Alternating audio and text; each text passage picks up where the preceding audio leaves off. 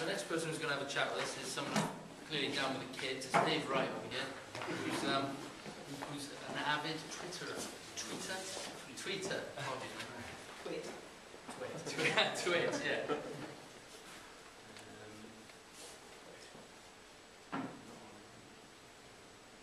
Whilst Dave's setting this up, actually, there are 3 laptops at the back, 4 laptops at the back. If you're interested in having a look at any of the things that any of the presentations this evening, there is a Wi-Fi password which is OddSocks, and if you just pop your username in as guest, you should be able to navigate fairly easily through some of the things that we're talking about this evening.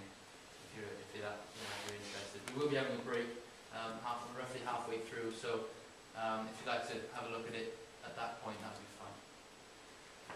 Okay, hi, I'm David Wright. I work here at Bishop's. I'm a science teacher. One of the things that I've played with is Twitter. Literally just sort of like see how it goes. I did this year. I did a bit of an experiment with my year 10s, or 2 year 10 classes. They're both high groups, quite sort of like, they're nice groups, nice kids. And they're quite keen, and I wanted to try seeing what I could sort of like, how I could use this kind of technology to just to sort of like help them with really coming up to the exams. It was sort of like in that pre-exam period, I thought we'd just try and get a little bit of enthusiasm going. The way Twitter works is that if you put a hashtag in front of something and you search for it on Twitter, here's this is the Twitter feed at the moment from, this is your account, Matt. Yeah, this is on Matt's account, and you get all these little Twitter messages coming through. But if you want to search for something specifically, you can put something up in that box there. And if you have hashtag, for example, TMBHBS, Teaching Me BHBS, it will come up with all the comments that anyone's done anywhere in the world that contain the hashtag TMBHBS. What that means is that if you've got any comments, for example, tonight about tonight's event, I thought hashtag TMBHBS was really rubbish. You can just tweet that, and then when Matt later on said, "Oh, I wonder if anyone's tweeting about me," then his little sad face will go, "Oh, they're tweeting it." Okay, so don't do that. But it's a good way to search things. And what happens is people use that for sort of like.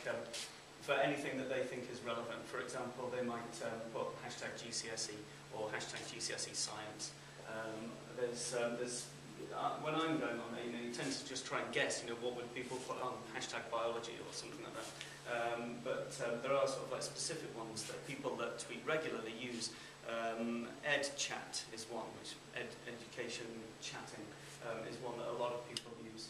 Another sort of like hashtag that's quite useful is the TES Science, if you're science teachers. TES put a load of stuff out, and there's usually conversations going on between people. The EdChat is actually worldwide, so people will be sort of like, from America and Canada and all over the world, they'll all be chatting and all using the hashtag EdChat. I think there's even an EdSci chat as well, that you can have sort of like specific science chats. I don't know whether there's sort of like other subject ones, because I haven't looked, but I wouldn't be surprised, just put in your subject with a hashtag in front of it, and it'll come up. The way it works is that is like a search thing that will be searched for, so all the other words in black, they won't be searched for. The names are always in @ so you have @ whoever the Twitter feed that I use is @BHBS Science, and if you search for @BHBS Science, everything that I've, or any tweet that's got @BHBS Science will come up, so everything that I've tweeted will be there for you to see. I'll just tell you a little bit about what I think Twitter's good for. It's a source of information. It's a massive source of information. Sort of access to the whole of the internet. Fantastic things like the BBC News. Again, I look at the science and technology, but they put up all sorts of stuff from all sorts of specific things that the BBC tweet about, and then it'll be sort of like, it'll be so up to date. That morning it'll be the Higgs boson particle or whatever's in the news. The way I use that is that if I'm on my Twitter, that's one of the things that I would follow. So I would follow the BBC Science Technology page, and then they give me all their feeds that are coming out every day, and anything that I think is relevant, I can just sort of like just press one button, retweet, and it just goes out to all the people who are following me, which is basically these 2 year 10 groups. So especially if it's relevant. A lot of the time I'll put something, if I think it's interesting, which obviously is, completely different to what they think is interesting. But for example, the Higgs boson, you speak to the kids and you say, did you see that Higgs boson thing on the news last night? And they go, no. And then you realise, they don't watch the news, okay. But you can feed them this stuff that's going on. We've recently been doing DNA. So if there's anything about cloning, there was a brilliant thing someone put up about. It was like the top 10 animals that are likely to be cloned in the next 10 years or something that are going to be brought back from extinction. We're going to bring T-Rex back. It was some news article somewhere, but we were doing about DNA, so I could put that out to my students sort of straight away. Rather than just mentioning, oh, by the way, did you know they're going to bring the mammoth back to life? You can sort of feed it right into their little lives. They can get it on their phones when they're at home trying to talk to their friends. Organisations use this a lot. All the universities tweet stuff. The Royal Institute, every single scientific body you can think of, the Wellcome Trust, God knows how much money they spend on all this sort of stuff, but they've got, obviously, departments that are just sort of focused on putting out all this information, and it's really good information.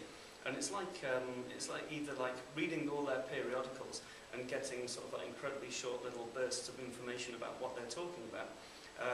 And that ability to just send it out to all the people that are following you, sort of thing. Periodicals, all the periodicals, Nature, New Scientist, Scientific America, whatever your particular interest in, those periodicals are pushing information out, and you can just sort of you collect it all in, and you can push it out.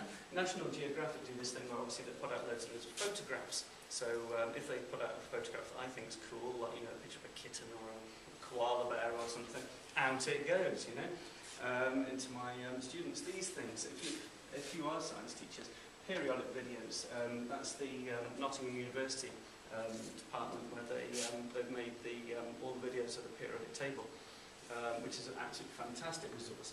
But they tweet anything new that they've done. So instead of having to go to the site, see if they've updated oxygen or something like that, they'll tell you when they've updated oxygen because it'll be there. Then the link will be there. In fact, the video will come up if there's a tweet that's got a video on it. You can just click and the video will come up in a little box on there. So you can look at it, you can see if it's any good. Yeah, it's good. Bang, out it goes to all your students.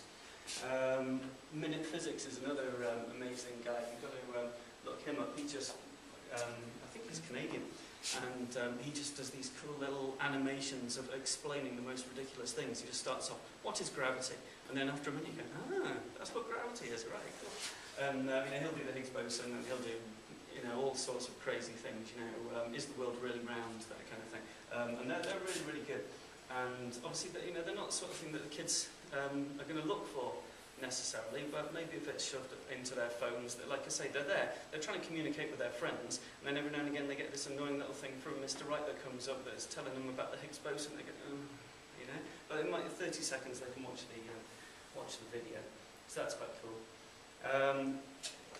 I think there's two strands to Twitter. There's the information that is relevant for the students, and there's this thing about how we can use it as teachers.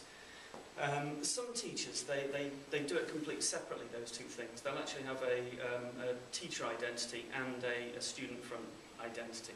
I've gone for it sort of all mixed up, which I think is probably possibly not the right way of doing it. Because what happens is if I see some good resources that I think have come through that are really good, I'll actually tweet them, which means all the kids are getting them, but it doesn't matter. And then if I see something that I think is going to be good for my kids, like a picture of a koala, I'll tweet that, and any teachers that follow me then they have to look at a picture of a koala. But again, it doesn't really matter. But you do get sort of you get it's like the cream floating to the top of all this stuff, apart from me sending out junk. People will say this is really good, out it goes. Okay, so then you get that, bang, out it goes again, and it is a filtering process because you only send on what you think is good. So if more people send on the good stuff, boom, boom, up it goes. Like I say, there's searchable things like EdChat, #EdChat, and you get all these people from all over the world. And sometimes the EdChat will do specific things as well. They'll say tonight we're going to talk about blah, and if you're interested in blah, then off you go, and you can sort of see loads and loads of tweets about that subject. So yeah, communicating between teachers. And like I say, really possibly, because I've only been experimenting with it, maybe it should be something that's separated out. You know, maybe they should do the student-fronted thing separate to the teacher-fronted thing. But I've only got the one account, which is plenty for me. So I do it all on one. Sharing good practice, really. Communicating with students. This was brilliant. Coming up to the exams, I've had it on my board. At the top of my board, I had the exam dates. You know, it's been written up there for like months. And the kids will say to me, "When's our exam, sir?" And you just go, like that. And then a week later, I'll say, "When's our exam, sir?" Stuff like that. So you can tell them like 16 times when their exams are. And you know, it's sort of like, it's throwing mud at the wall, isn't it? And the more times you do it, the more likely something is to stick. So I can just, before the exam, I was tweeting, 1 month to go, 2 weeks to go, and at least they were getting some feel of, this impending doom. So that's good. The students sort of like facing things, revisiting the main points of the lesson, not just sort of like I say, sort of like feeding them stuff. If we've been doing about DNA, I can give them any sort of information. Sometimes I'll like search, what are people saying about DNA? Okay, here's some good stuff. Revisiting the main points. I think it's quite interesting as just as an exercise to try and condense an entire lesson down into 140 characters. When we were doing the calcium carbonate cycle, I had to sort of like try and condense everything in that down to sort of like 140 characters and sort of like doing different sections of it. But you have to be careful that every single section on its own makes sense, which was the tricky part. But you just bung it out and it's there for them to read. Sometimes they comment on it, they'll come into the next day and say, like that. You can give them warning of upcoming events and topics. I sent them out the other day, I sent this, it just said good, the bad and the ugly, and it had a link to the original trailer from the Clint Eastwood film, The Good, the Bad and the Ugly, and and then they're coming in the next day, and they say, what are we doing about these cowboy films then? Because they hadn't even heard of that film, which is ridiculous, so clearly their education is lacking. But they said, what are we doing about cowboys today? And I said, we're doing bacteria. And then they go, good bacteria, bad bacteria, ugly bacteria. And that was the link there. And it just made them think, it just gave them something to have kids coming into your lesson and say, what are we doing about today is a nice thing. Sometimes I'll say things like, I'll tweet, if you want to find out about tomorrow's lesson, go here. And then they have to actually go somewhere. And some of them, well, they'll go and look. Some of them are too cool. Some of them are too cool to let me know they're going and looking. And, obviously that's what they're all doing, really. So yeah, linking people into interesting things. This was a really good thing that was running for a while. It was actually an Irish organisation that were running it, and I think it's stopped now, Science 140. But what they were doing was they send out an objective for everybody to tweet something scientific in 140 characters, but on a specific subject. And they had a slight focus on biology things. And I think they were somehow related to some cystic fibrosis charity. So they would say, right, today's topic is cystic fibrosis, or today's topic is DNA, or something like that. What would happen then would be people from all over the world would be tweeting some comment on cystic fibrosis, or some comment on DNA. And that was amazing, because both of those things, were in the curriculum, and were in the curriculum when we were doing it. They were doing it when we were doing it. So you get these like experts from all over the world putting very succinct little pieces of information about cystic fibrosis, or about DNA, or about some other subject, and you get this in, and you just send it straight back out. So I wouldn't even have to think about this. I could just send out all these little missives about these things, and if I was able to